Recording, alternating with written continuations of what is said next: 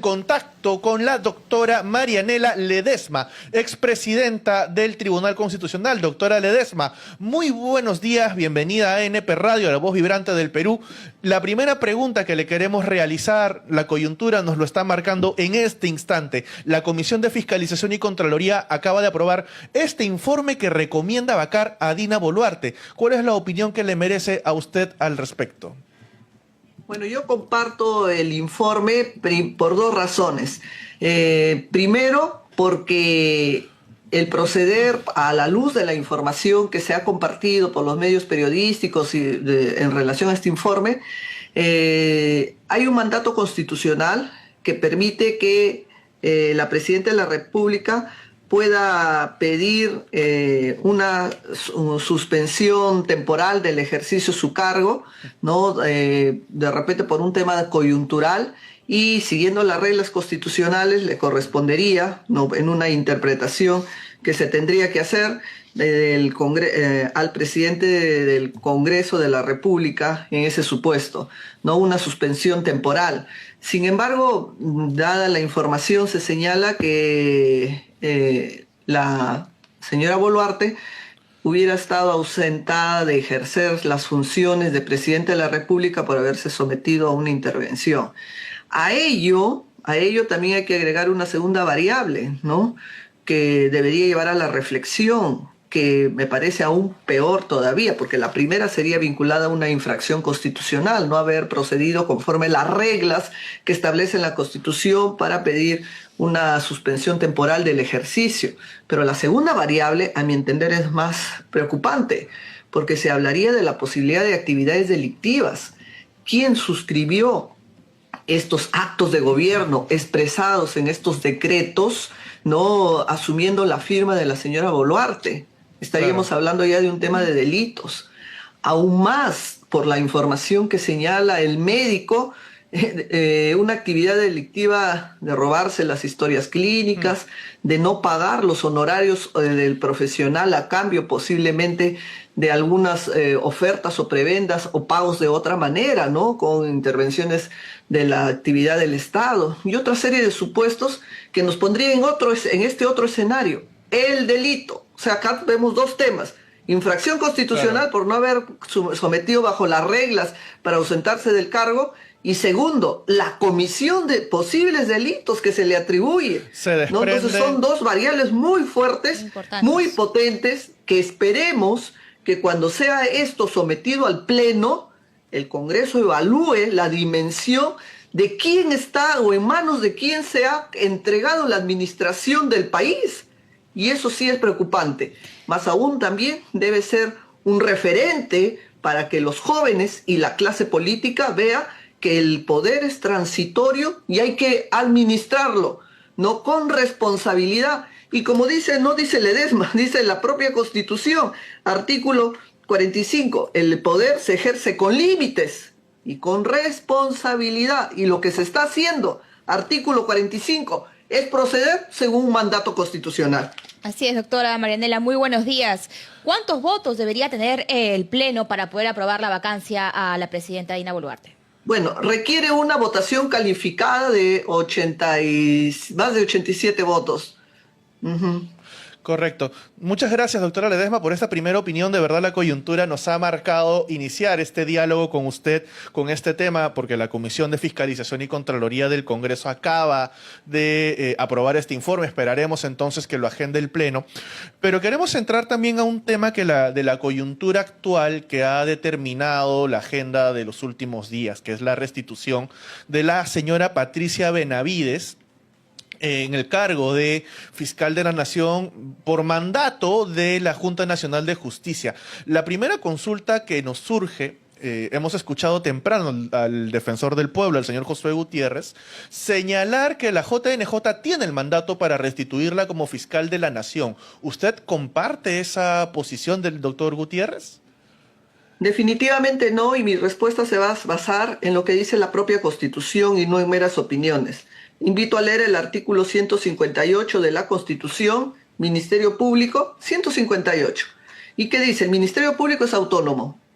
El fiscal de la Nación lo preside y es elegido por la Junta de Fiscales Supremos y es elegido por la Junta de Fiscales Supremos.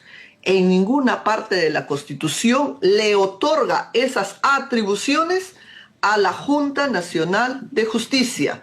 Mal puede este organismo autónomo pretender interferir en la autonomía de una institución como es el Ministerio Público. Acá hay más bien un comportamiento inconstitucional por parte de la Junta, quien está extendiendo competencias que constitucionalmente no le corresponde. Por eso, ese es uno de los argumentos por los cuales la Junta no debió intervenir a decir repongan como fiscal de la nación porque no está dentro de sus competencias, ¿no? Esa es una primera respuesta. Doctora Ledesma, si me segunda... permite, Sí. perdone, porque en ese punto que está interpretando lo que dice la Constitución y también usted en su condición de expresidenta del TC, hay un punto de polémica adicional, que es la denominación de la votación unánime de los integrantes de la JNJ, porque sabemos que el doctor Tábara no votó, estuvo fuera, no estuvo presente y bueno, en realidad anoche ya declaró que si votaba lo iba a hacer en contra. Hay jurisprudencia del Tribunal Constitucional, de este Tribunal Constitucional, el actual, que señala que la expresión, que la votación unánime de los miembros del órgano colegiado refiere también la prohibición de abstenciones.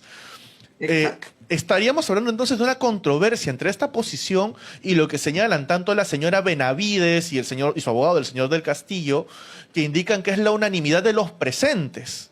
¿Usted cómo lo interpreta? ¿Cómo lo entenderíamos? La respuesta la vamos a dar teniendo como referente el texto de la norma, de la Ley de Procedimientos Administrativos, y la interpretación que ha hecho el máximo intérprete de la Constitución, que es el Tribunal Constitucional. El resto de opiniones serán pues bienvenidas las opiniones, como las mías o como las de ustedes, pero lo que vincula es el texto de la ley y la interpretación que haga el máximo intérprete de la Constitución, que es el Tribunal Constitucional. Y al respecto le tengo que señalar que cuando una institución colegiada por 7 miembros van a tomar la decisión de retractarse de lo que han resuelto, una nulidad de oficio, la Ley de Procedimientos Administrativos, en el artículo 213, Procedimientos Administrativos, señala que es viable en la medida que exista una unanimidad por parte de todos sus integrantes. Esa es una primera idea. El Tribunal Constitucional ha interpretado, como bien lo ha señalado, ¿no?, que esa unanimidad debe ser de todos los integrantes de la Corte colegiada o del organismo colegiado. Y además dice categóricamente que como la norma exige esa unanimidad, porque no es un acto cualquiera lo que se está haciendo, es un acto de regresar y decir nos hemos equivocado, vamos a dejar sin efecto esa situación y para eso se requiere unanimidad y por eso es que el tribunal ha dicho que acá no cabe prohibiciones, abstenciones o supuestos de que no quieran participar. Esa es una primera idea. Una segunda idea que yo lo agregaría además es que la Junta Nacional de Justicia, para justificar por qué Tábara no está presente, es que le aplican el artículo 5 de su reglamento de procedimientos. Y yo invito a leer el artículo 5 del reglamento de procedimientos. Está referido ese artículo para procedimientos vinculados con reconsideraciones, con figuras totalmente diferentes a la nulidad de oficio. Si el artículo 5 del informe oral al cual ahora justifican por qué Tábara no debe participar está referido a recursos de reconsideración a otros temas, menos a la nulidad de oficio. Pretenden invocar un procedimiento que no se ajusta a lo que ellos han resuelto, la nulidad de oficio. En conclusión, yo me remito como persona de derecho a la fuente legal y a la interpretación jurisprudencial que hacen los jueces que sellan estas interpretaciones. Doctora y a la luz Marianela. de ello le doy una respuesta.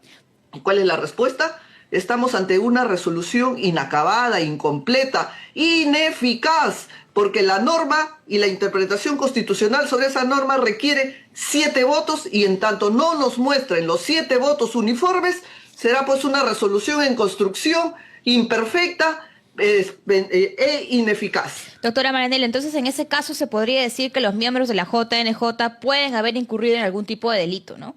Por supuesto, ¿sabe cuál es ni siquiera delito?